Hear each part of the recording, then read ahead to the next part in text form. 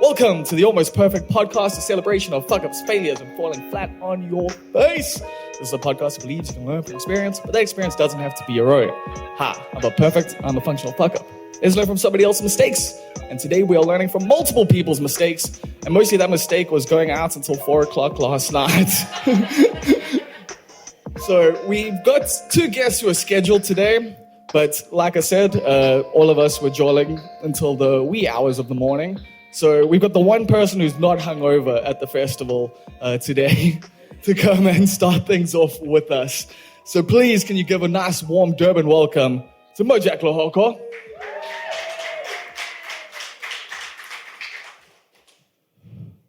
Hello, make some noise for sobriety. But give it some time. So Mojak, Yes. Durban Ubers. Durban Ubers. I'll let you talk for 5 minutes. They don't exist, bro. They're like, where you going? I'm like, it's built into the app, friend. Like, why are you asking me? No, but that's the thing. Uber doesn't show the drivers where you're going. Bolt does. Really? Yeah, so that's why you always have Uber drivers calling you, because they don't actually know. So like in Durban, no one's going to pick up a 30 Rand trip, bro. Yeah, I mean, I guess, but I didn't know that. I've never worked for Uber. like most of us sat here, we have no idea about the machinations of that e-hailing service. And you're such a snob, you don't ask them questions, eh? Fair enough. How are you, Bob? Are you surviving? I am sweaty. Yes. I am very sweaty, as everyone here can tell. Thankfully, this, other than Leah busy putting this on the internet, this doesn't have visuals, thankfully. You know, when people listen to this podcast, they will feel your sweat through their headphones. That's how sweaty Bob is. When you're at home, you're like, oh my God, have I been swimming? What the fuck's going on here? That's the thing, like, everyone's got their issues with colonialism for one reason or another. Yes, for one reason or another. Mine is, I'm in the fucking bottom of, like, Africa, and my blood was never made for this shit, bro. I mean, you got the better end of the bargain in terms of colonization. That is hot. I think you can handle that, Bob. Yeah, you know, white privilege, sweating a little bit, you know, ebbs and flows, swings and roundabouts. The diaspora would argue that you did okay. But I mean, you were just where my people come from. I was. I literally was. A week ago, I was taking a train to Manchester, which is a fucking crazy town. Manchester feels like the East End of England. Well, my dad's from there, so that makes sense. It's the West. It's the Northwest. I was in London for 2 weeks before that, and I felt relatively safe. In Manchester, I did feel like I'd get punched in the face for talking shit. I swear to God, like even in Central, like Piccadilly, I felt like someone here could fuck me up. So like they're all like Roonies out there. Not really. I think it's a working class town, and historically, it's quite important in terms of the Industrial Revolution and England. I only know all of this shit because my dad actually studied there. He got his master's in education. So that was one of the reasons I went to Manchester, was kind of part of that connection. Oh, I thought it was literally just to go watch Man United. It was a part of that too. I went to go watch Man United on my father's birthday against the team that he loved and against and with my favorite team. So it was quite significant. For me, at least. Everyone else here doesn't give a fuck. They're like, what? Talk art. You're quite a sentimental guy. I am. I'm quite soft, Oaks. Don't let these tattoos fool you. I didn't know tattoos were a sign of hardness. Go to Manchester, you'll find out.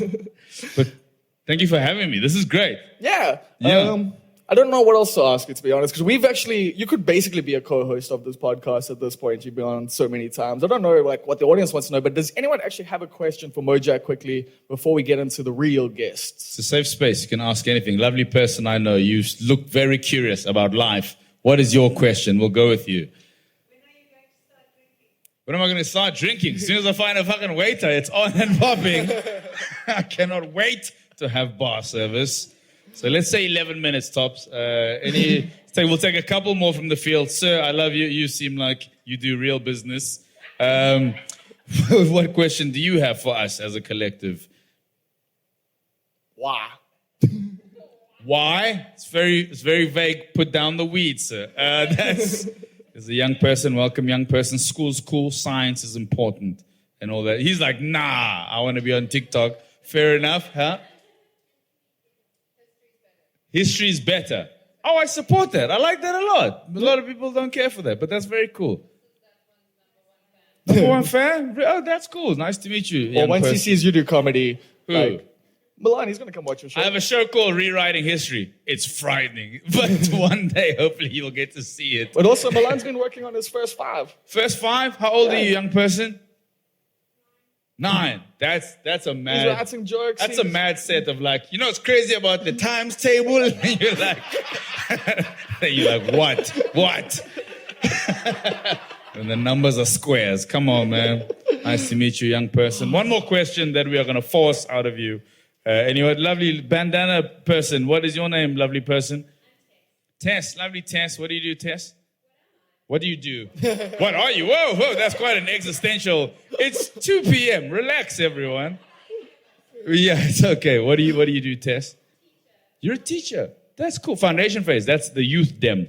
They color it in and stuff. And there's blocks.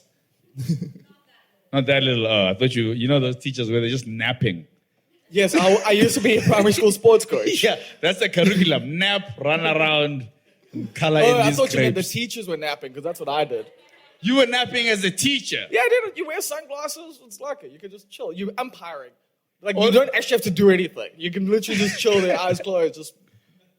All of the kids Bob taught are on Snell Road asking if you can help them out. Actually, one of my kids is in like a development thing for the Dolphins. So, you know. What? The team or just the animals? It's debatable. He didn't tell me. Sorry, I haven't done comedy in a while. I'm itching. I do that. Can I you like feel it?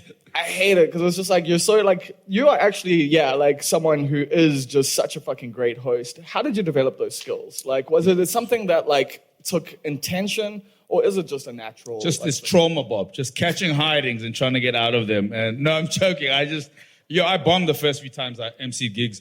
In fact, the first few ones, no one wanted to make eye contact with me. It was that bad. They were just, I was so shit. You know when you see a bad act and then you don't want to shake their hand?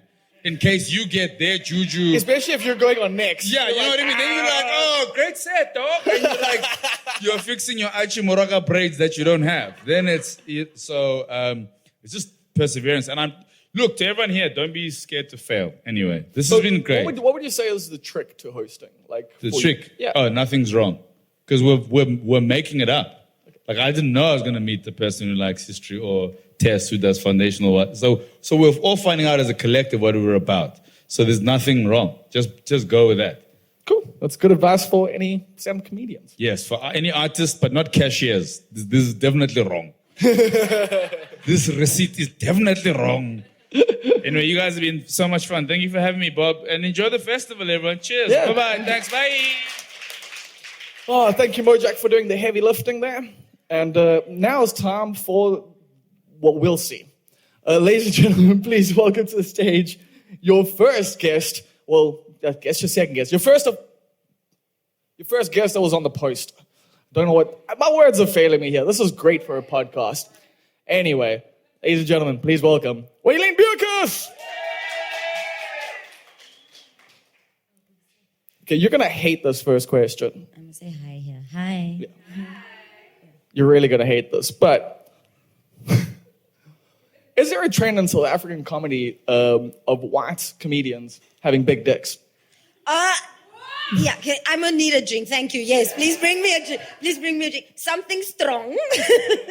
I heard a rumor.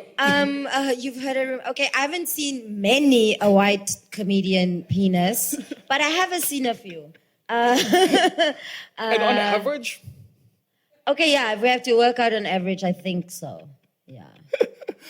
You were quite free with this information last night. What's changed? I'm sober.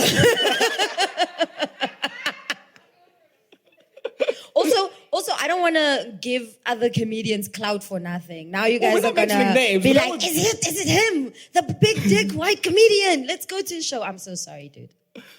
No, Mala, don't worry. But he's fine. Listen. Mom, if you're listening to this, I don't know what these people are talking about. I am still waiting for marriage. Thank you. Does your mom follow your career? Yeah, no, like heavily. She's my Afrikaans manager. So she manages my Afrikaans stuff, which is pretty cool. Is your Afrikaans stuff less risque? Because some of your stuff is like, a little edgy. Some, but my Afrikaans stuff is very, very calm in comparison. I mean, I did a show recently and there were like 3 pastors. in the audience. And I had to keep remembering. So I would be telling like a story and I'd be like, yeah, so me and this guy, we went home. And then I immediately went home also because that's what you do, the end. The night ended there. But yeah, what's it like, being a youngster on the scene who's actually got a little bit of clout now? Because you are you're someone who's, like literally like in that sweet spot almost, like when it comes to like stand comedy. Yeah. Yes, broke. Broke, but people know your name. Yeah, that's 100% where I'm at. I always think of it this way. I think I'm like a W class. Like, you know, you have an A-lister, like a Z-lister. You know where you stand in the essay industry, they'll make it known. You know where you'll notice it? Is at a red carpet like event. The really famous people get to walk fully on the carpet. For us, they just like stop you here midway. They're like, that's enough now. We've seen enough of you. Yeah, so you can take and then a you selfie see all the by the famous banner. people there with the huisgenoot and and you're like, one day, I'll get to the top of the carpet. For now, ETV. But yeah, it's also weird. I was talking to Leah and I were talking about this because like the pandemic, I don't feel that young anymore. Or I am 100%. approaching 30. Okay, calm down. No, I feel the same. Calm down. I feel the same. Oh, I mean I was young like the other day, and then now the other day. Yeah. Bob. Anyway. So we were talking about it because the pandemic took they took our youngest year, if that makes sense. So like when it started up, we were like 24. Now all of a sudden you're 27. And it's like, what? People are like, where's your medical aid? I'm like, go away. What do you mean? What do you mean medical aid on 27? You can't be on your parents' medical aid anymore then. No, I've been off it. I've just been like holding on by faith at the moment. And like my med student friends, I'm just like, dog, please, which chapter is this in? Like, please search this for me. And they're like, no, dude, we haven't reached it yet. Just hold in there. And then my med school student friends keep dropping out also. I'm like, guys, come on. Some of us need to take this thing seriously. Did you study? I can't remember. I did. I studied commercial law. Wow. Didn't finish it though. I should go back and finish it at some Why point. commercial law? Because I mean, that sounds so different to comedy, obviously. No, it's not. If you think about it, It's a joke. yeah, no, and also both professions require you to lie for a living. So Well, that's actually an interesting it's thing. like, yeah. But is that true? Do you lie in your comedy? I mean, embellish. Sure. Embellish is the right word, which is also what I said in court. That's why they pay me nothing. So why didn't you carry on with it? What was the issue? Lack of bitches. Lawyers don't get as much bitches as comedians. But I didn't know that only male comedians get bitches. No one's trying to hook up with female comedians. It's like the opposite. Our jokes have the opposite effect. I've only gotten laid once because of a joke, and it wasn't even a joke. It was like a video I did online about like getting a vaccine boyfriend. And I used like a Star Wars plaster, and this guy who really liked Star Wars was like, hey, you're kind of cute. I'm like, what? And it was in the height of the pandemic, and I was going through this drought. It had been 84 years since I had had the touch of another human being. I felt so grateful for the sex. I took him over like a casserole. I made him a tuna casserole. I showed up to his house like, thank you. You've done amazing. So why do you think it is? Men are intimidated by funny women? Yeah, definitely it is that. It 100% is that. And it's also like a thing of, it's a power thing. It's like, because funny, we know this at a point, there's like a same level when you're doing great on stage. We even call it like a performance high afterwards. Because it's like you do feel that energy. So it does like a god. Yeah, so you need like, for me specifically, or the men I date, I need someone who's secure enough in themselves that they don't like would feel it. And also like even the way we banter and joke with each other. So if you're gonna get like maybe insulted on my behalf, it's not gonna work. And all the other guys are just gonna roast you now. Now my boyfriend's getting roasted. And now I wanna join in, but I can't because now you're mean, now I'm being mean, now we're breaking, no man. Yeah, you see, I got the opposite problem. Everyone roasts Bob, me we've because seen my your girlfriends. girlfriend. We know you have the complete opposite problem. All of us are like, Paige, blink twice. Blink twice if this is a hostage situation. Like, yeah. And Paige is just like, no, I love him. And it was amazing. And we're like, Paige, he's not watching. No, I'm joking, you're great. No, I mean, I get it. Like, I get it. Trust me, I get it. But, you know, I listen. That's it. It's not like, because this whole thing started with everyone last night being like, Bob has to have a big dick. There's no way. Yeah, no. It's like, the industry has speculated for years. We're like, no, guys. People like even wanted to send me in as like a sniper agent. They're like, wait. We need you on the case.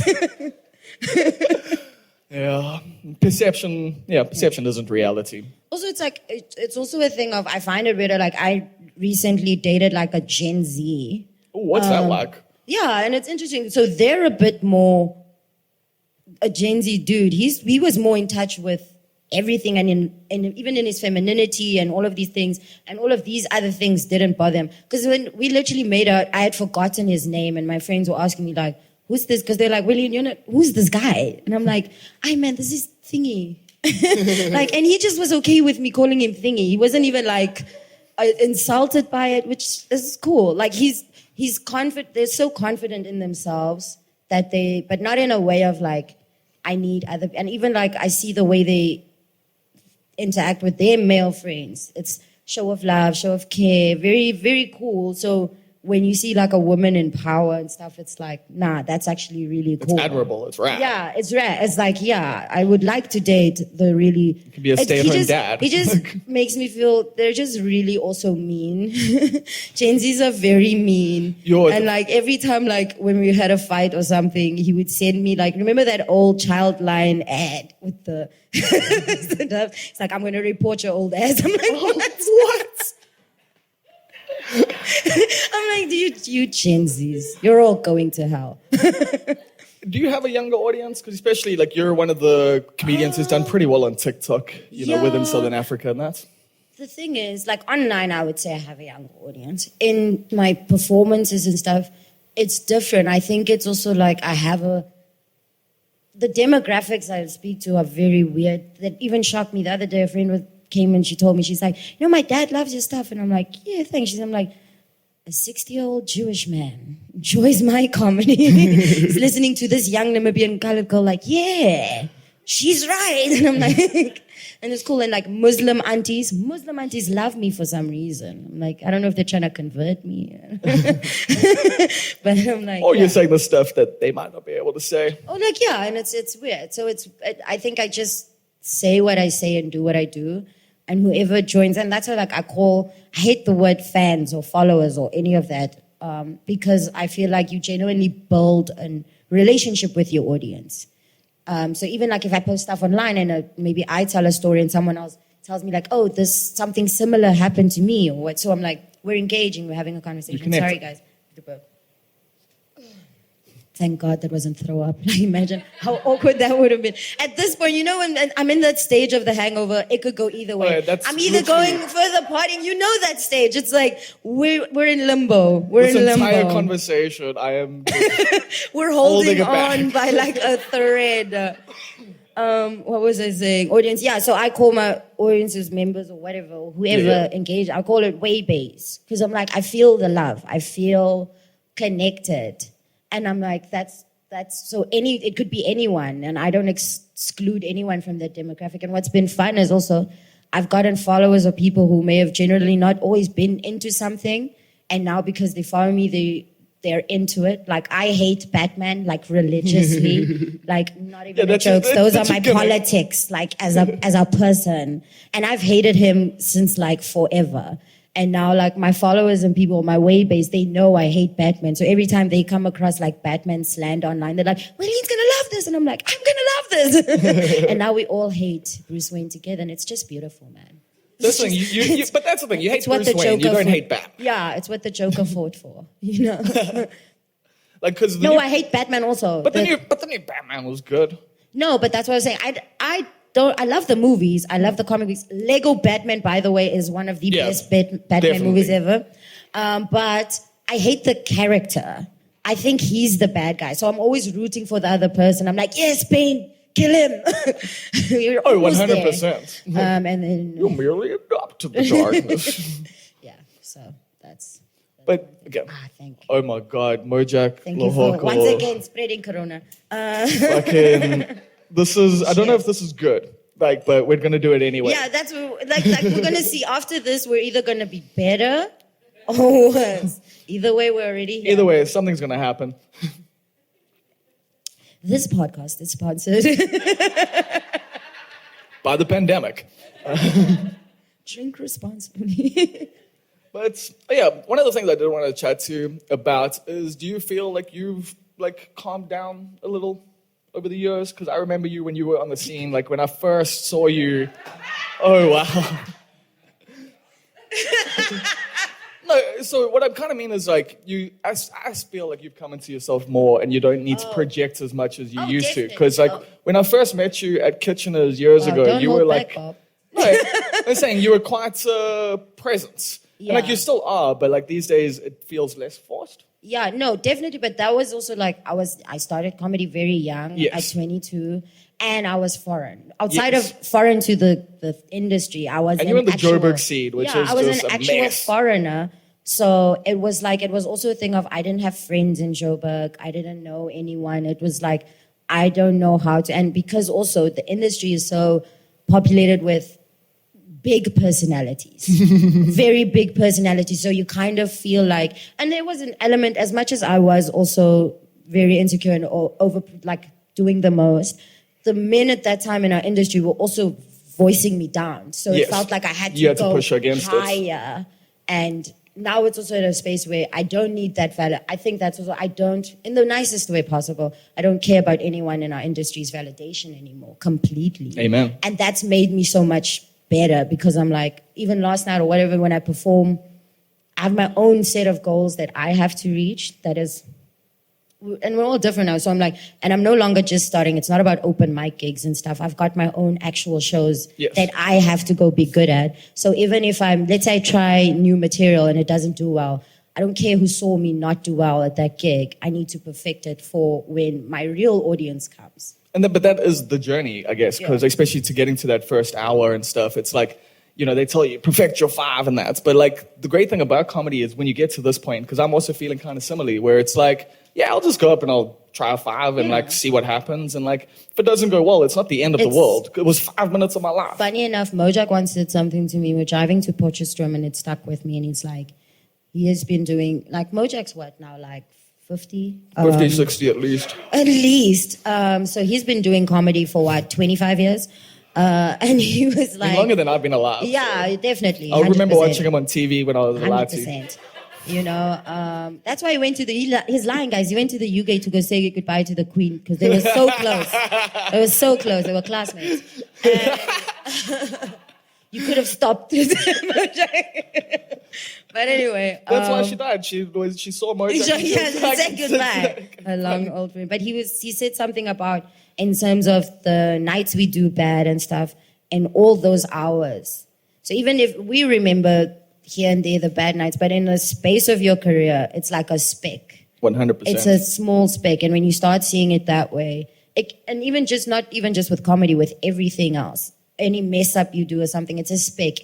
And you continue doing that. I recently started braiding my hair. Guys, I'm wearing a floppy because like 8 of them fell out already. Because I did a really bad job. But I need to keep, if I don't keep practicing and doing it, I'm never going to get to the stage where they stay in. And with that, I'm going to bring on Yeah, our thank next you. guest. You're Thank staying you. here, though. Oh. You're staying here. That's why there's 2 I have chairs. a corona, so Like, I'm- you're playing that role. Who's that guy on the fucking show with, I think it's James Corden? There's that fucking asshole who always cracks jokes. You're going to be him, but better. Oh. You know? Am I, like, can someone tell me who these people are? There's that, I don't know if it's James Corden, but like there's there's a car karaoke thing. there's Okay. a late show type thing where there's always the one guy. He's like, yes. And like, I'm not meant to know his name because he's famous, but like, most Not annoying that thing ever. famous. But you're going to do that job, but well. Lovely. So your next guest is a long-time radio DJ in South Africa, which is a rare thing. It's not very often that you actually get to have a long career in South African radio. He's currently on Jacaranda FM, although you might have known him from 5FM if you are in the demographics that I cater to. And I'm going to take the piss out of you a little bit just now. But please welcome to the stage, Mr. Rob Forbes.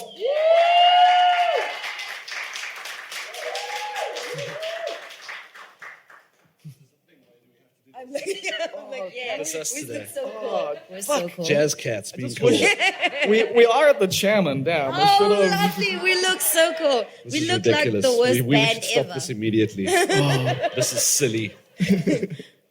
Or is it swag?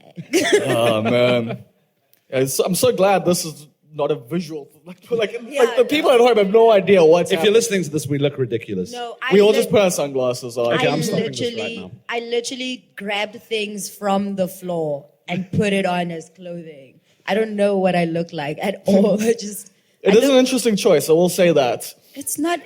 It's the. Yeah, I was also like, no, these people don't deserve a fit. So Rob, Hi, Bob. we're 4 years apart in Are we? age. Oh, In I age. thought you meant romantically. 4 years away from besties forever. I mean, at the rate it's going, we just got to hang out a little more. But you are, I was taking the piss out of you last night because you have recently joined Jacaranda FM. And do you feel like you've now reached middle age? Is that like a milestone for you? Well, I could be dead, so yes. We'll take it. Well, because what's this transition to Jacaranda been like for you? Because obviously 5FM is more youth-orientated, more like loud and just that kind of thing. And Jacaranda's a lot more your pace. It's a lot more chilled. It's a lot more...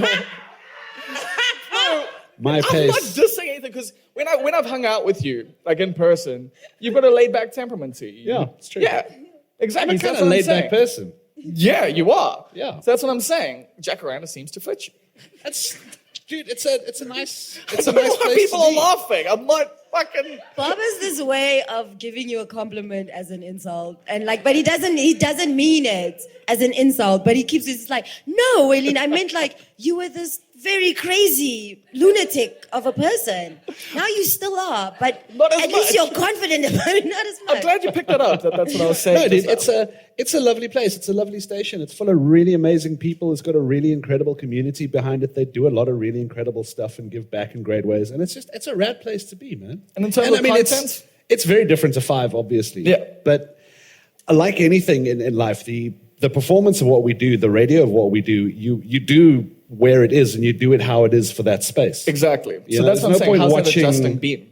Oh, it's great. It's really nice. It's really nice settling into a different space and getting to know different people and a different audience, and because it stretches you creatively and forces you to engage and do stuff like that. Yeah, it's been really fun, dude. You're also saying with this show, you kind of get to, I guess, engage a bit more and talk about things you care about a bit more. Yeah, it's also the time slot thing. So we have a little more space to have a chat. So like in the last couple of weeks, I've had opportunity to dig into the Tembisa hospital nonsense, and we shouted at Becky Trede, and we talked about the Queen, and it's all stuff that on normal, like at 5, I wouldn't have been able to do. Yeah. You don't have the space, and it's also not the platform. Exactly. Whereas now, it's fun to spend 10 minutes chewing on politics and yelling at people who deserve yelled at. That's the thing, because that's always been a passion of yours, right? Yeah, look, if you follow me on Twitter, I shout a lot. Yeah, I've noticed. A lot of people don't like you. Definitely block me there.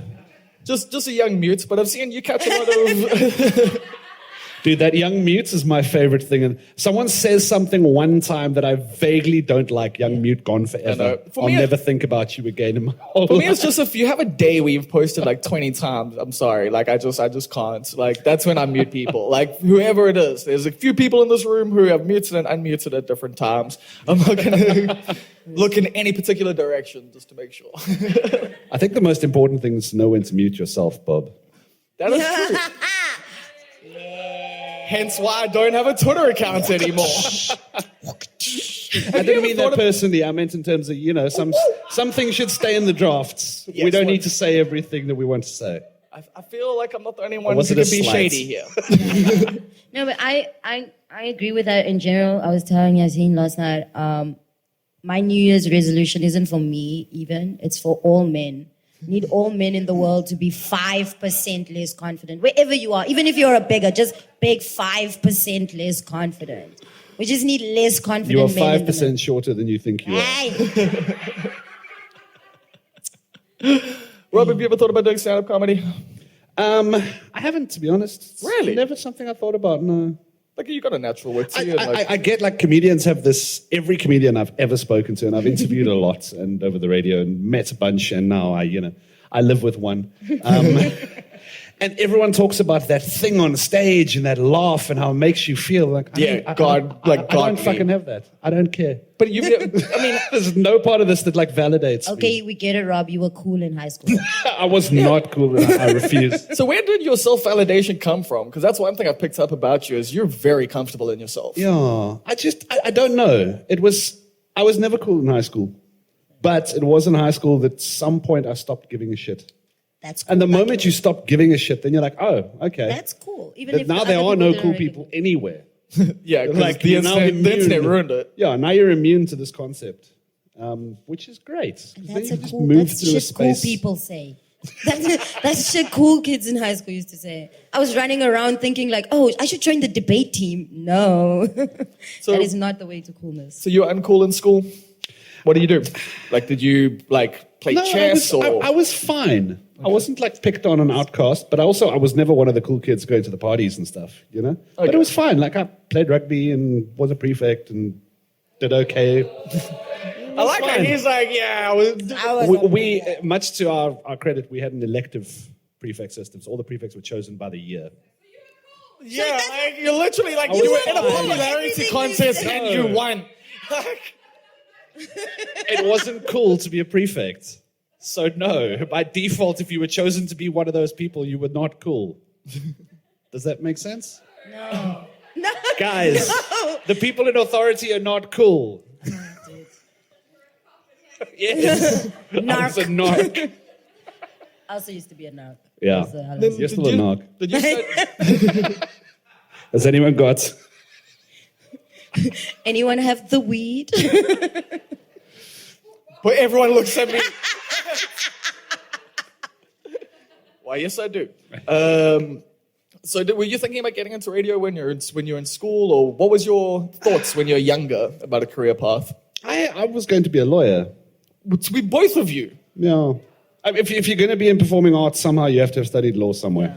I mean, I don't make the rules. These are the. It's just crazy because I fucking didn't rules. think of it when I was a teenager. My mom used to work for lawyers, and I was like, this seems like a great job. And then I chatted to a lawyer, and he was like, do you want to work 20-hour days? And I was like, definitely not. It's very important at some point in your life to realize, it doesn't matter what age you come to the realization that you don't want to be a lawyer. Yeah. It's an important moment of Even self-discovery lawyers for don't everyone. want to be lawyers. No one wants to And if be someone a lawyer. does want to be a lawyer, They're that's sociopath. pretty much. They are. Yeah. So what changed? Well, I walked past the radio station on campus and there was a sign on the wall saying, Cool. sign up. So I was like, cool, that sounds fine. Everything about Rob's life is cool. What is he saying? I was like, yeah. And I was like, yeah. That sounds like So- something I want to do. But you know what, guys? I'm not cool, man. I'm just a regular old fella. Jazz. That's my dead? impression of Rob. Also, I'm tall. No, so I walked past and I looked at the poster and it had all the different departments that you could join, you know, marketing, DJ, news, this, that. And one of them was production. And I was like, oh, I could learn to do that. Because I wanted to be Rick Rubin. Oh, rad. I wanted to be Yeah, like 'cause you a do sound producer. engineering, Yeah. yeah. I'm a sound engineer now, yeah. I wanted to be a producer. I wanted a studio. I wanted to record bands and like make albums and shit. And then literally in the time I was at varsity, like, The music industry died. well, no, the music industry grew because all of a sudden you put fucking Ableton on your laptop and make shit at home. Oh, that's what you mean. Okay. No, nobody needs a studio anymore. Those things are done. Unless you're literally like Beyonce or Adele. Nobody needs a studio. You can be as big as the Chainsmokers from your bedroom. I You know? mean, I don't know if the chain smokers are the best option, but No, but I mean, they're popular, yeah. They are an example of literally did it from their bedroom, Yeah. recording booth in the cupboard. Like now they play festivals all over the world. So I mean, the music, let's Yeah, it is is what it neither is. here nor there. The I outcome mean, it's is definitely good. not cheer. But yeah, Yeah. So it was I just a did that chance for a while. encounter. Yeah, I did that for a while, and I made radio stuff and adverts and imaging and things. And then at one point, because we were pretty... Yeah, so you're on Tux campus was a studying pretty- law then, still? Yeah. Yeah, yeah. Okay. Well, I was badly studying then. Because I'd get to the varsity in the morning, and then I'd walk into the studio and sit down. And then I would sit in the studio and make shit until about 6 o'clock at night. And I did that for about 8 months. And then the university was like, you don't come here anymore. Please leave. So I had to change degrees. And then I did that in the second degree until they were like, you don't go to this department either. Please leave. What was your second degree? It was journalism. Okay. But it was to be fair, it was the university's first year that ever offered it. Oh, And wow. It was a shit show. Which university? Sucks. Okay. They seem to have got it. They've sorted it out since then. Yeah. But the very first year, it was a nightmare. So I stuck around for a while, and then eventually I was just like, I'm just going to keep coming to the radio as long as they'll let me in and not tell anyone I don't go here anymore. You know? And how long was that? About 4 years. Literally Van Wilder, yeah. Oh, that's Listen, fucking guys, mad. first year's the best 3 years of your life. I never even went to varsity, and I can agree. Everyone else's first years of varsity were great for me. It's so nice watching them arrive and experience all the things. You feel like a guide. Literally, especially here in Durban, we used to have a lot of exchange students come over. And because I played varsity hockey, which was weird. How? Because the club you didn't have to go to varsity to play for the club. Yeah, exactly, you see? Yeah. So just through that, I was friends with people at the varsity. And then, we would just, every year, there'd be new exchange students. Yeah. And I'd be part of the welcoming committee. Every year they'd meet Bob, and Bob would exchange their hopes and dreams for alcoholism. I'm like, yeah, well done. It's fine. I can be the punching bag today. It is your podcast, to be fair. It is, and that's why kinda your job. I can be the fool. Yeah. But Sweaty fool. how did? At least I've got control of the edit, so I can just edit all of this out. This is going to be Waylene and I making fart noises for the whole podcast. I'll show you. So where did that lead to? You were there for 4 years, and then how did you I progress? sort of then... Were you just doing producing, or did you move into? No, in that time, Tux was a really good radio school at that point. Literally. I mean, it's still quite legendary. Yeah, but we lost.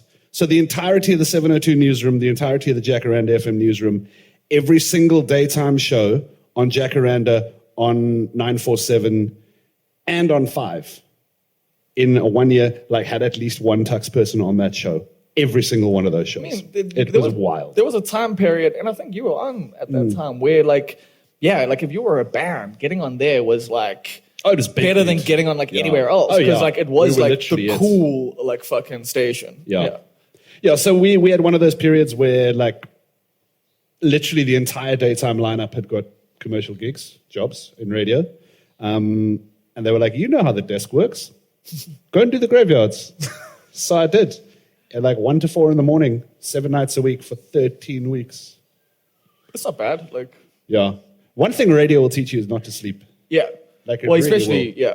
I mean, at I one didn't have those stage- experiences. For me, I got my butt in the butter. Yeah. I mean, I just did student radio, DYR, which was student, what's the term? Fucking Community? community radio. Community That's radio. the one.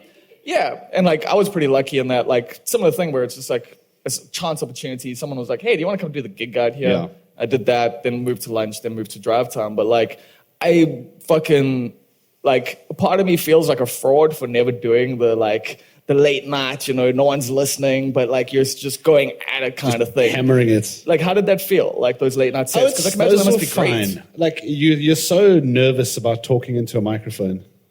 But once you're over that, you're like, okay, then I needed to learn. Then I sort of threw myself in because I got quite a technical wanting to understand the world. Yeah. So I just did that a lot and got technically very practiced. But I mean, at one point I was doing Monday to Friday breakfast show in Pretoria. So 6 to 9. And then on Friday I would do 9 till midnight in Joburg, then 10 till 2 in the afternoon back in Pretoria, then 9 till midnight in Joburg, then 6 to 9 on Sunday morning in Joburg, then 9 till midnight in Joburg, and then back on 6 to 9 in Pretoria while living in Pretoria. But why? Like, why were you? Because that was the just gig. driven? It was, I was doing my own show on campus, and these were the opportunities that commercial radio had for me at 947. They were like, come in and do the following show. So I did. So, I mean, I didn't sleep more than 3 hours in a row in a weekend for like 2 years. See, I've been there, but not for radio. It was just cocaine. So. Also, it's crazy you asked why. Like, at least he was getting paid for it. Comics go far places for like 5 minutes and you get paid in beer and old pizza. And we're like, if we're lucky. We're like, this is the truth. I do love that you're not even joking there, because there's a gig in Cape Town where you literally get paid in weed and pizza, which is not bad. Like, it's better than I've been paid than a lot of other gigs. Bob, we need to have a conversation. I once got paid for a gig, and it was in Elders, and it was so far. We drove so far for that gig. Yeah. And we were paid in like bootleg perfume. The open the thing is like, pick up perfume. It smells almost like CK1. And it was funny. It was definitely an interesting gig, and like it was one of those gigs where the host is doing wild things. The guy was hosting. He opened the show. He was hosting, and he was also on the lineup. Like, please welcome my first guest, me. Hey. After the break, it will be me, and we're like, why are we here? Why So that you the can get perfume? things that almost smell like CK. Actually, that's can lead me to a fairly good question. What's the worst like product drop you've ever gotten? Me? Yeah. Ooh. I don't know, like innocuous ones are, like what am I supposed to do with a hamper full of cup of soup? I don't know. Drink it. Yeah, cool. Thank you, I suppose. No, because that is one of the weird things about being in the media. I mean, I don't know if it still happens. Like nowadays, you got to be an influencer, to like get stuff, and they want you to post stuff on the socials. But back in the day, they literally just used to send you stuff if you were in the media, and like it just used to get the most random crap. Sometimes I once got like this thing. They wanted us to decorate a T-shirt with like just random shit, So they had like beads, and they had a thing that said like "fabulous" and this and that. And it's like, you're not paying me any money, and you want me to like do work for you here.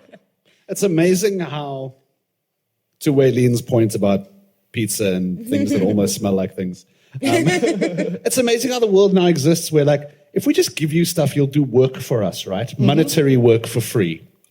You're like, 100%. And it's also like, but it's a catch-22 type moment. So like you said, like I'm in the pinnacle of my career where it's like, things where... The pinnacle of your career. Not the pinnacle. I'm using the wrong word. I'm using the wrong word, man. English is hard when you're hungover. Jy is Afrikaans. Los die goed tog, man. Ek kan nie verstaan wat jy sê nie. No, precies. So, like, they'll send you stuff. So it's also like you have to weigh it. So now I'm at a space where I have to weigh it. I'm like, this is a big brand, though. Yes. So I have to kind of do this for free. But now it's like, where do you draw the line? And you go, okay, no, but I need to start charging here. And then it's like, it gets so complex. And you know what, guys? They don't accept exposure when you go buy things. They don't. But thankfully, like if people send you shit for free, you don't need to buy anything. No, but like we said, I got a gift parcel thing the other day from a brand, and it was like this massive box. You opened it and it was like 3 small items, and I'm like, guys, what is this? And they asked me to film it like a opening thing for the thing, and I'm like, there's nothing in here. But also, did they at least tell I put my cat inside, or my friend's cat, to just add things to the video, because I'm like, there's nothing in this box. At least there's a cat coming. Did they at least tell you beforehand, though? No. Some guy came to my house with this massive box. I got excited, and you're filming like the whole, oh my gosh, and you're trying to film your surprised face. But I was genuinely surprised at the lack of surprise. And I'm like, pretending, I'm like, I'm digging in this box. And it's just, it's a hollow wind. So, Rob, when did you get to 5? And how did that all happen? Because that is the biggest part of your career, right? Yeah, that was fun. That was a fun couple of months. Was it? Were you at 94.7 longer? No, I was just sort of helping out there. Because before that, I was a 5FM DJ. So what, like... No, so I'd come back from the UK. I lived there for a while. just because I wanted to experience what living elsewhere was like. Sure. And then I came back and I sort of took over the breakfast show at Tux again and started pushing it really, really hard. And it was actually, to be fair, a really good fucking show. It was the first year of the Radio Awards. Okay, yeah, the Liberty Radio And Awards, so it was before they'd split them into categories, right? So now there's like, if you take best campus, best daytime show, there'll be a commercial category for the big players and a campus category and a community category and a whatever. This wasn't split yet. So this was just like, if you were a fucking university radio show, you were competing with, and the best breakfast presenter nominees came out that year, and it was 3 people. It was Gareth. Yeah. Who was on Tux then, wasn't he? No, he was at 5. By that he time, was doing he was at breakfast 5. at 5 at that point. Yeah. It was him. It was John Robbie from 702. Oh, wow. And it was me on a campus fucking radio station. That's good. Those are the 3 nominees. Clap there. Come on. Yeah, so and the show was really cool. And so 5 sort of reached out. They were replacing Sasha Martinengo, who'd been there like 22 years. Yeah, he was an institution. Yeah. And they sort of came along to me and on the back of the like, do you like Formula One? Yeah. Oh, no. Fuck Formula One. Dumb sport. Ooh, shots fired. We'll come back to that if you want. I mean, I'm not too stressed. Hey?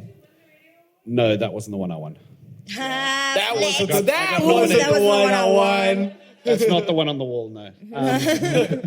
But no, so...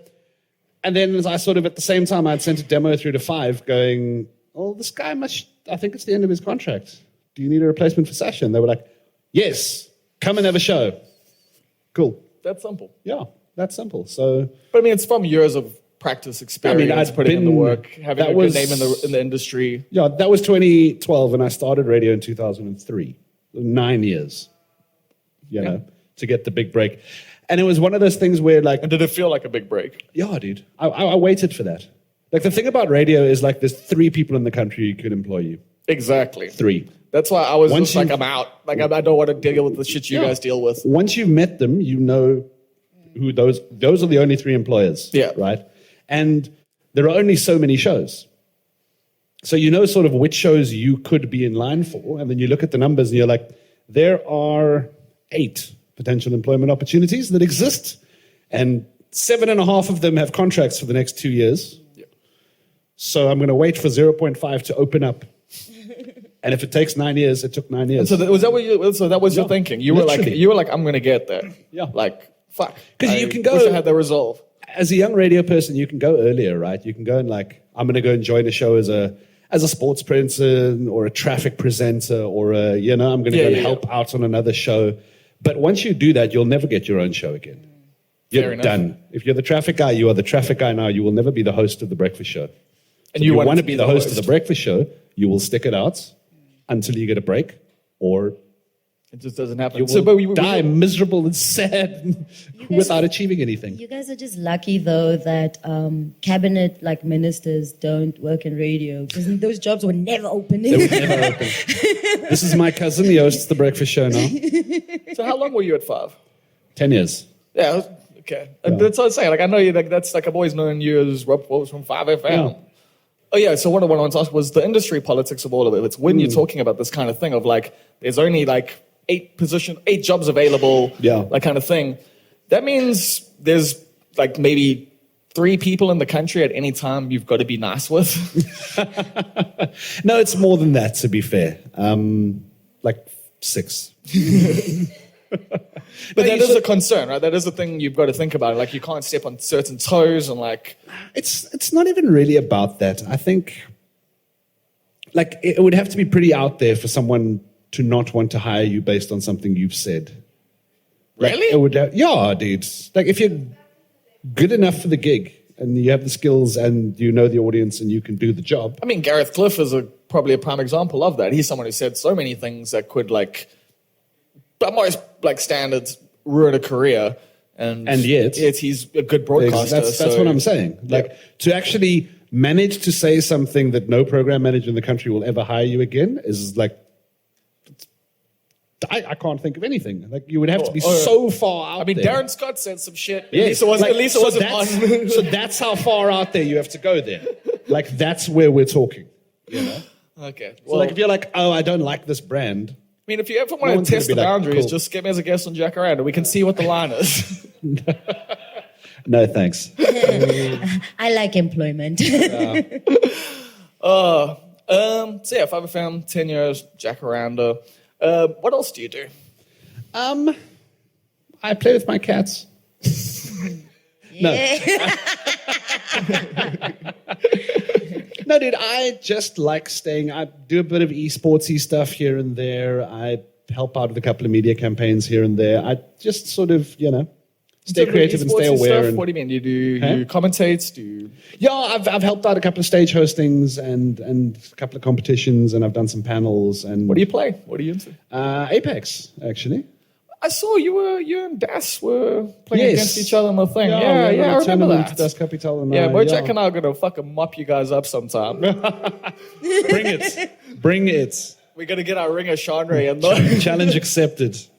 Oh, that actually could be quite a fun thing to set up. Comedians versus DJs, Yeah. Apex legends. I'd be... It's an interesting conversation. Like, people are like, oh, but it's not you can't take it seriously. Gaming is dumb. Gaming is this. And I'm like, I don't know if people have seen League of Legends, like opening ceremony. It's bigger than the bro, Olympics. it's like watching the Super Bowl halftime show. Yeah. Games make more money every year Than any than other media. Hollywood and the music industry put together. Yeah. Like, games blow up everything. Like, the voice acting there is, people are like, oh, you're acting in a Marvel movie. Cool, but like, have you done the voice for the new Witcher? Like, that's huge, Yeah, definitely. Yeah. So I think it'll get there. I think it's slowly catching on. Well, yeah, the South African gaming scene does seem to be like growing quite Yeah. nicely, The but it problem is with- also money and race. Yeah. And, yeah. Well, exactly that. And the problem with the gaming scene, like any other scene that exists online, is it exists online. Therefore, by default, it's full of shit. Yes. You got to Full mute, of terrible, toxic, horrible, awful nonsense. That's why you just mute chat and only have your Discord open with your friends. Yeah. Like, that's the unfortunate part of it. But No, it's a mess. And Waylene, what are your thoughts on online gaming? No. Where Waylene doesn't game. There are no games with Waylene. I'm hot. I'm hot. I spend my time being a 10. So You see what I mean? play a little game. Gaming is yeah. It's fine. It's I think Rob's bank account doesn't mind. Yeah, I think Rob's bank account doesn't mind being a nerdy gaming type. But like, how does that feel actually at 'Cause this point in your life, having been someone who was probably into games when you're younger, and as you feel like you were uncool because you were a prefect and stuff like that, and then now to see like things like Apex and like gaming and that becoming this mainstream thing. I like looking around the world and nothing is not cool anymore. Yeah. I really like that. It's cool to see that everything is cool to someone. No. And we don't have to turn around and go, that thing you like is lame. Ha ha, you're a nerd. Fuck you! That's the whole fucking gatekeeping is the whole point of having a hobby. Yeah, and now Said by a white man.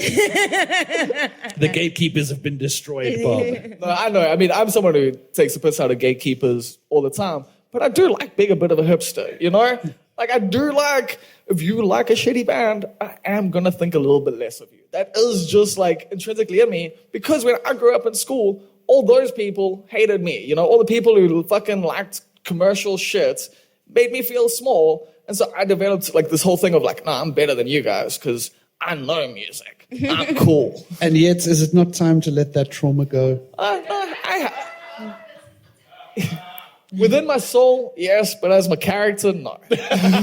We have work to do. So this is the part where Bob finds out this isn't actually a podcast, but this is an intervention.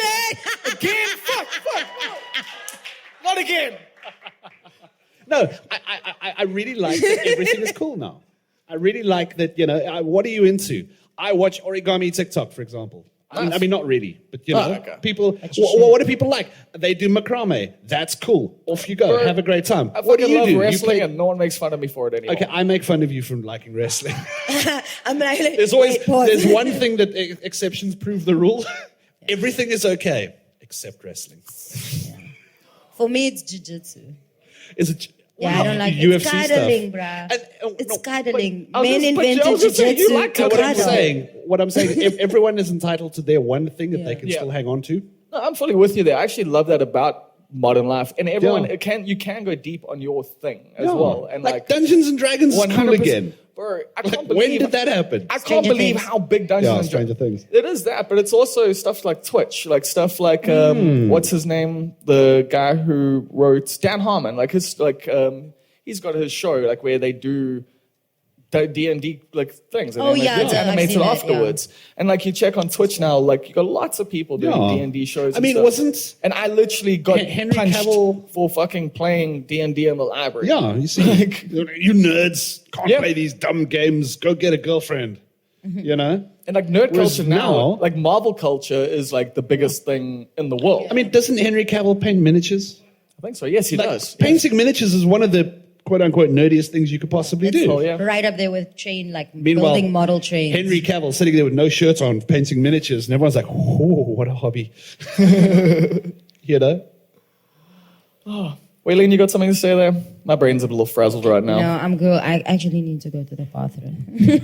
Waylene's hangover is kicking. Actually, looking at the time, we managed to just kill that last half hour quite nicely. Oh. So I think we can. Well, we're out of time. Well, we're not out of time, but we can call it. What do you have to say, Rob?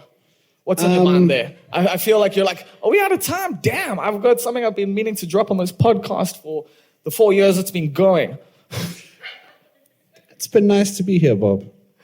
Thanks, Rob. It's actually, honestly, genuinely though, like, it's been nice getting to know you. Like, I was someone who only knew you from the internet, and I hate all radio DJs just as, like, you know, a standard. I could tell. I've known you for ages, Leo. I knew you before you were a radio DJ. I knew you before you turned Actually, I do have a question. Yes. Why does radio DJ as a job carry such connotations to some people? Like, why do you hate it? Because you hate it conceptually. Well, no, I feel like Bob hates all radio DJs. I like the job of radio DJ. I hate the framework for it within commercial spaces. Got you. Like, I loved being a radio DJ. Absolutely fucking love it. We were talking about this last night. It's so ethereal. Like, it's a thing that just exists in the moment. Like, every time. It's just a thing that, like, you're doing it every day, and it just becomes like this rhythm, and it's such a rad experience to do. I just hate the constraints because in South Africa, you're speaking to such wide audiences that you have to navigate things in ways that, like, I don't particularly enjoy. But Bob, isn't that though with all of our music? Because I feel like even when we're writing, even when we're doing anything, even like now in comedy, I feel like it's weird. We're also like in South Africa, like I've noticed even like comedians are scared, myself even not scared necessarily, but you don't want to, if something happens like with a brand or political figure or anyone, we step on our toes so much before we say it because it does directly influence our income. Yeah, I mean, that's why I don't make any money. Yeah. And it's like, you're okay with that, but I like sushi, so. It's fine. My grand's going to die one day. No, so, I mean, I understand what you're saying in terms of... you got that. I just heard it. Sorry. I get what you're saying. Like, it feels like the box is too boxy. Yeah, that's why, like, I think it's impressive that you've managed to actually, like, carve out a niche for yourself and still find ways to be true to yourself. Well, it comes back to that thing I was saying at the very, very beginning when you brought me on, is about understanding where you are and being okay with that in terms of the performance of what we do for a living. Yeah. So, like, if you have to be there and play in that box, then that's fine because you are aware of the box. It's like, you can't watch MasterChef and then be angry that no one's scoring a goal because you really like soccer. You're watching MasterChef. Exactly. So like, that's why I just don't listen to radio. Yeah, you must be in that space. So, and by the same token, if you want to work on radio, understand that that's a thing. You can't go on and just like run your mouth about every topic that you really want to run your mouth about because that's not the job. At the end of the day, it's a job. Which is why we have podcasts now. Which is why we have podcasts. Yeah. Come and run our mouths here. Cool. Well, thank you guys so much. Can we make it sound like there were like hundreds of people here quickly? I love you, Waylenes. Cool. Okay. Oh, we have a question from the floor. I guess we do have to do audience questions. Sir at the back. The 60-year-old guy at the back there? Who is the chairman? Mao. Who's the question directed to? Oh, like the leader of the group. What? The leader The of the leader of group. the group. I'm who's the leader. Oh, the we're gonna chairman? get into this. We're gonna get to the I'm leader of in the the group leader of the discussion. group. Yeah. It's Leah. It's Leah still. Oh, it's not I as am Leah. Jose Mourinho. So who is the chair, man? Who is the chair? Man. We all have a Chairperson. chairman inside of us. Inside you are two chair people. Inside your The chairman's in Dabo, I would assume. He's the owner of the Joel. That was a very shit question, man at the back. Yeah, man at the back. We might edit that out. Do we have another question? Bouncer, kick that man out, please. Can the other old man with the beard there, who's on his phone, ask us a question? He's like, I have nothing to say to you people. I know you and I don't like you. I don't want to ask. Do you have any answers, though? He's not in the mood. Sketches, you guys got any questions? Oh, is that what you guys are doing? Yeah, I thought you were. I thought, no, do you know what? I thought this was low-key like therapy, and they're like, I've been listening to you talk for an hour. Here's my card. You yeah, need very, me. very, very bad psychological. Questions. Radio 5. That is showing age. Yeah. Yeah, and no. Yes, because absolutely, we're a very wide-ranging, diverse country. So it will be for its audience. But the entire country isn't necessarily, 5 isn't catering for. Moet nie goed breek nie asseblief. Dag. Can't take Namibia anywhere. No, so there are very cool platforms that speak to lots of youth issues across Metro and across Y and Gauteng, and all the regions will have their own, ways to service communities. 5 is very, for the English-speaking people, like 5 is very still at the forefront of this is what's cool, what's going on, and so on. But it's also, radio has changed to be a little more reflective, because now, back in the day, like it was radio's job to introduce you to all the new music first. It was like now the music happens elsewhere, so radio has to sort of reflect. The whole role is different. Like the radio, It's an aggregator now. if we call it the heyday, like early 2000s, all the biggest presenters probably in the history of the country were sort of on during that kind of era. Yeah. But it was that lovely crux time about just before social media and just before all of those things. Where if so you like- wanted to go to a gig, like you had to Yeah. go to the gig the week before to know about Yes, it. Yeah. exactly. And then, so like back in the day when like DJs could literally, like someone like Roger Good, like used to release mix albums. Yeah, I remember Used that. to release like 2 or 3 albums a year that you would then get paid for, Fast forward 5 years, Making Spotify playlists. now you're making playlists, bro. You're not getting paid fuck all. You know what I mean? Well, at least, so there's at least the musicians aren't either. there's a heyday for radio that was like 20 years ago in terms of how big the presenters could be. Sure. And social media has taken all of that away. And now you have to do it because you love what you're doing and how you're doing it. So would you say social media killed the radio stuff? Okay, that's my time. That's my time. That's Goodbye. your time. I'll go and workshop that one before the set tomorrow. Yes. Leah Jazz. Oh, you work on 5. I listened to literally every single one of her shows. I've listened to her since her first show in Center 1, and it's fantastic. I've listened to all of them. Now keys. Actually, mind if I quickly ask about that? When did you guys meet and how did that come about? We were just going to have a drink in Durban. Because Leah started at 5FM, but she was broadcasting from here. Yes, So you don't get to meet and hang out with a lot of your colleagues. So I was coming through Durban, and we were just over December going to literally meet up and have a drink. And then that didn't work out. So now she lives with me instead. And how do you feel about it telling jokes about your guys' relationship on stage? You don't mind? I don't give a fuck. People must say on stage what people are going to say to get laughs. You see, that's the thing. When I said earlier, you need someone cool and confident who's like, man. You need someone with their own career, like their own shit going on. Because that's like most men, like literally, like we were talking about, like when like women are comedians, it's fucking the word, like, not gonna happen. Yeah. Okay, I really love you guys, but I have to. Anyway, cool. We're done. Cool. Once again, thank you very much for being a part of the very first live, almost perfect podcast. Thank you to everyone that came through here. Thank you, Cliffy, for doing the sound. And with that, let's not drink as much as we did last night. Yeah, it's not going to happen. So that was the very first live episode of the Almost Perfect podcast with Waylene, Rob, and Mojak. And I'm pretty certain you enjoyed that because I fucking did. Yo, I had a great time doing it. I had a great time editing it. And I'm super pumped to share this with you. What an amazing fucking weekend. I'm gonna just say that straight up. Like, I'd been stressing a lot going into it. But everything came together pretty fucking well. Yeah, some of the shows could have had a few more people at them. That's you know, part of the vibe. But considering we had like 10 shows and all of them had a pretty decent audience and quite a few of them had a great audience, what more could you really ask for? Other than, you know, all of them being great audiences. But you know what I mean. It was a fucking success by pretty much every measure. Like, people are clamoring for the next one.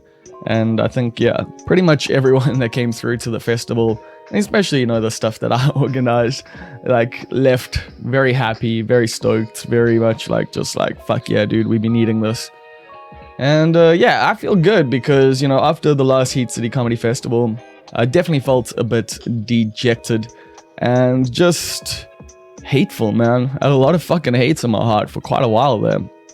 And you know what? Turns out when you just work with the right people and you bring together cool people, man, like that's it. That's all it really is. It's like you got to work with the people who suit your vibe and not fucking waste time on assholes who are self-involved and don't do fuck all for the scene and don't do fuck all for anybody else, yet expect everything handed to them. So, yeah! I just think the booking policy for Not Quite Ride's comedy is good. So has been the marketing and all the other shit, you know. Bit by bit, I'm learning, I'm growing, even at my big age, still learning, still growing, still adapting, still taking on advice, you know. I got a lot of advice this weekend from a lot of different people with regards to different things, both the throwing of the shows and the performing side of it. So that was also cool, you know, just to have different comedians come through, people with a bit more experience, people with a bit more weight behind them than a lot of the local cats. And for the local cats to also get to see them, to talk to them, to hear from them, to like get advice and to also see what's possible. So, like I say, I'm pretty fucking stoked. One of the things, like, so you might see me doing more things on the internet, because, yeah, Waylene, like, brought it up. Like, we've actually been chilling this whole week. She's been staying at my place. She caught the bus back to Josie this morning. And one of the things she said was, like, you're just scared to be successful. And I was like, fuck you. Like, how can you read me so fucking well? But it's something I'm coming to terms with the fact that, like, yeah, like, I shoot myself in the foot and, like, make it a political thing in my own mind of, like, yeah, man, I'm not gonna just be posting my life on Instagram because it takes away from real life and I want to touch grass and all that fucking shit, when it's like, it complements, it supplements. And yeah, of course, there's fucking, you know, all the privacy issues and this and that and blah, blah, blah. But, like, we have these tools to market ourselves. We have these tools to connect with people. We have these tools to reach more people. And, like, you know, my goal as a stand-up comedian is to reach more people. I don't care about reaching all the people, but like I've always said, you know, I just wanna reach the people who are right for me. And if I don't ever fucking, like, put shit out there, then how is that meant to happen? Of course, I'm like, yeah, you know, the real life shit's where it really matters. And it does. This weekend proved that to a large degree. But at the same time, it's all the content after the fucking festival that's going to help things grow further. It's people seeing, like, oh shit, that was fucking dope. It's people talking about it. It's people, yeah, like, it all works together. Like, I think people seeing the stories of various people would have been like, holy shit, that looks like a fucking great time. And hopefully that leads to, more people hitting me up next year and more people coming through next year, because I'm really looking forward to that. And I'm also I'm slowly starting to plan for the next Heat City Comedy Festival. I've got ideas, I've got thoughts, I've got a potential plan. So might do that earlier in the year, Point Waterfront Arts Festival later in the year, and then just a bunch of monthly gigs around that. And that seems like a pretty decent way to pass the time. The way things have been going with promoting lately, I do feel like, I've learned from past mistakes. I learned from like the last over a decade of my life putting together events, some of them working, some of them failing, and actually going, let's just listen to other people and try out the things. And if those things work, we put them, on the list, and it's like, this is the thing we do every time. Like something like the Metapixel on the website, being able to retarget ads to people who have previously clicked on the link to the event. Shit like that, like actually fucking helps. And I don't know where I'm going with this, so I guess it is time to head to the shout out section. Now, this is a section where every single week I shout out the titular titles tier over at patreon.com/almost perfect. That's a tier, it's a $10 tier, it's the top tier. And you get to pick your title right here on the Almost Perfect podcast. So shout outs to Bishendra Naidu, a spiritual advisor. Shout outs to Riz Ventura, the director of purchasing. Shout outs to executive producer Stephen Olafia. Shout outs to Kath Jenkins, the enable ruler of the universe, and Queen Swifty. Shout outs to King Julian. Shout outs to Karan Cheney, the assistant to the regional manager. Shout outs to Karan Slamman, the ultimate Almost Perfect hedge fund manager. Shout outs to Neil Green, who is our key grip. Shout outs to Restore, the subtle clerk. Sheesh. As you can tell, it's been a long week. Storage clerk of subtle heresies in the Lesser Oberberg region. Shout outs to Russell Grant, our Far East correspondent. And shout outs to our benefactor, who be anonymous. Shout outs to you, of course. A big thank you to Damien Roth for the bad music you hear underneath, the fucking banging intro you hear each and every single week, and also for helping out with sound at the festival. That out the way, and with all that being said and done, I will catch you on the flip side.